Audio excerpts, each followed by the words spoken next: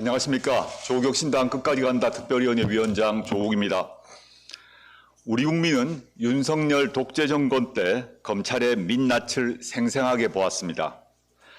응원봉을 든 국민은 윤석열 정권의 조기 종식뿐만 아니라 검찰 권력의 완전한 종식을 고대했습니다. 다행히 지난해 9월 정부조직법이 개정되었습니다. 검찰청 해체와 수사기소 분리라는 큰 틀은 확정되었습니다. 그렇지만 검찰개혁의 완전한 마침표가 찍히지는 않았습니다. 올 10월 1일 검찰을 대체한 새 조직이 제대로 출범하려면 늦어도 3월까지 정비가 되어야 합니다. 후속 입법과 시행력, 조직 설계는 안개 속입니다. 그런데 개혁 조치를 퇴행시킬 주장이 스멀스멀 흘러나오고 있습니다. 3년을 너무 길다를 처음 외친 장본인으로서 독재 검찰과 가장 치열하게 싸운 정당의 대표로서 검찰개혁의 핵심을 다시 분명히 하고자 합니다. 첫째, 검사의 수사지휘권 부활은 어떤 이름으로도 용납해서는 안 됩니다. 문재인 정부가 폐지한 수사지휘권이 되살아나는 순간 수사기소 분리 원칙은 껍데기가 됩니다. 수사와 기소를 한 손에 쥐는 순간 그 손은 사실을 조작할 수 있습니다. 표적 수사로 여론 재판을 먼저 열고 기소권으로 낙인을 찍는 일이 벌어집니다. 기소로 협박과 보복하기, 불기소로 봐주기, 이것이 검찰이 해방 이후 누린 절대 권력입니다. 둘째, 공소청 검사가 보안 수사권을 근거로 수사기관 행세를 하는 것을 막아야 합니다.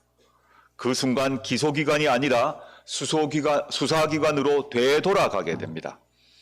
공소청 안에 수사 인력과 수사 관행은 그대로 남을 것입니다. 처음에는 제한적이지만 점차 권한을 확대할 것입니다. 다음 정권에서 시행령과 내부 지침 몇 줄로 직접 수사권을 되살려낼 것입니다. 셋째, 문재인 정부가 폐지한 정권 송치주의 부활에 반대합니다. 정권 송치주의는 검찰이 수사한 모든 사건을 결론과 관계없이 검찰에 넘기는 제도입니다. 결국 사건으로 만드느냐, 묻어버리느냐를 검찰이 결정하게 됩니다. 제가 문재인 정부 청와대 민정수석 때 이 문제를 다루어 보았습니다.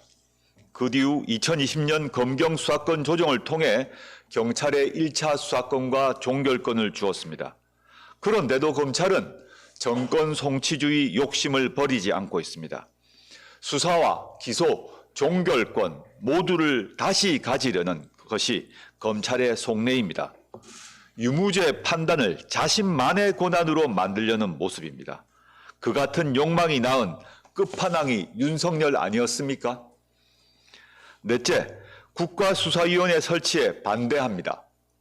국가수사위원회는 여러 수사기관 운영 방향을 정하고 조정, 감독, 불복 수용 등 컨트롤 타워를 한다고 합니다.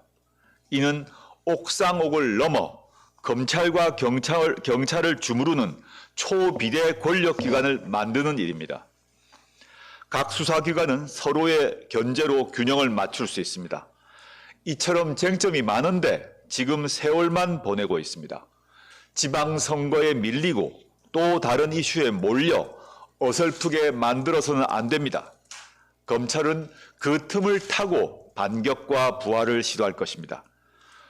신속히 국회가 나서 진지하고 세밀하게 논의하고 종결 지어야 합니다. 검찰 독재 해체 마침표를 찍도록 조국혁신당은 고삐를 더욱 조이겠습니다. 검찰이 2026년 10월 간판만 바꾼 신장개업이 아니라 완전히 새로운 기소기관으로 거듭나도록 감시하고 독려하겠습니다. 감사합니다.